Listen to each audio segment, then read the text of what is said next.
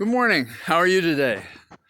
Well, it's cold and it's overcast, but it's a good day because on Wednesday, the Orange Menace in the West Wing is gone on the Big Bird to Mar-a-Lago, where he can displease his neighbors and not us.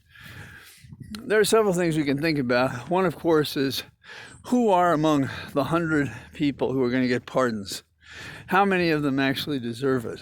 How many of them are to protect Trump from what his misconduct is?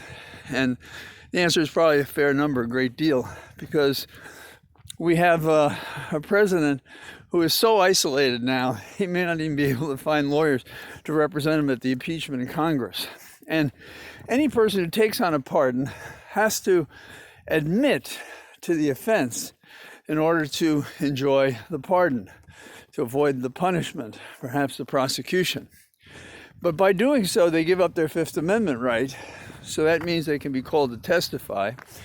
And the fact that they admitted to an offense, hopefully specified well enough so anybody can know what it is, that can be used against them in civil actions. So Rudy, for example, he might speed up his own disbarment.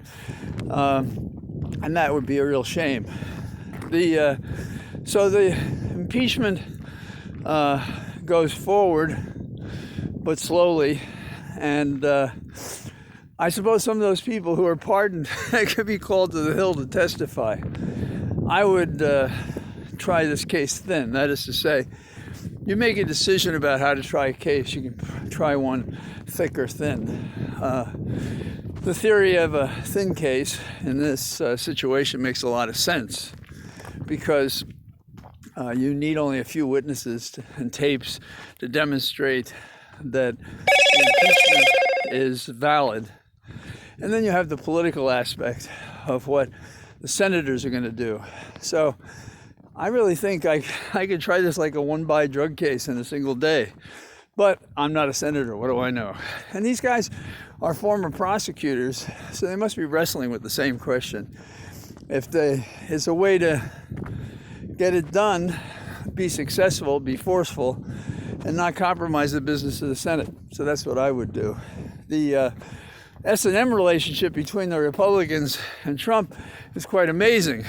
He's the sadist, threatening and coercing and so forth, and hoping that he can still reclaim his 70 million ditto heads in a state of paralysis because his Twitter account is shut down for now.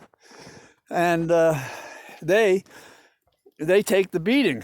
And here they have an escape valve. All they have to do is to convict him for what he really did, lead an insurrection on the Hill, and then by a majority vote, they can make sure he never runs for office again.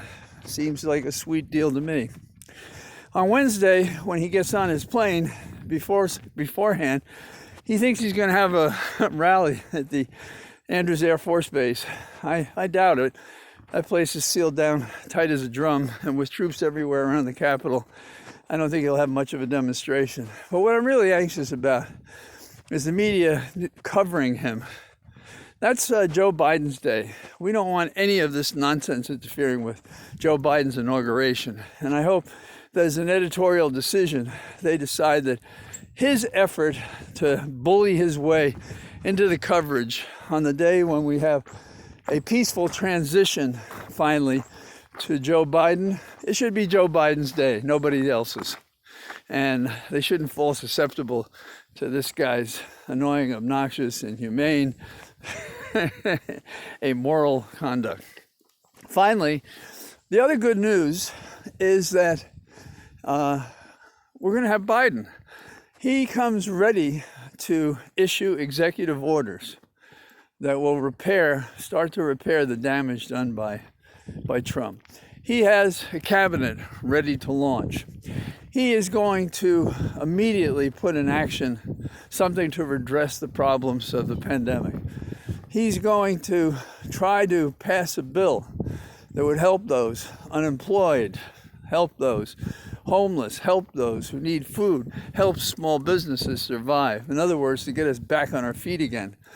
We've had an absent landlord in the West Wing, the Orange Menace, who didn't take care of these things. But now the new sheriff in town is going to take on business. And my own personal footnote is I sure hope in the Justice Department that they wake up and they chase after these cases. But there are going to be a lot of other people using civil cases and criminal cases, local ones, to deal with the bad news that was the Trump administration. So that's kind of a run through. I might be on Ari tonight, I don't know. And if you haven't listened to my podcast, you might enjoy it because it talks about the justice of prosecuting Trump both in the Senate for the impeachment and for crimes that he's committed. So all the best. Talk to you tomorrow. Maybe it'll be warmer.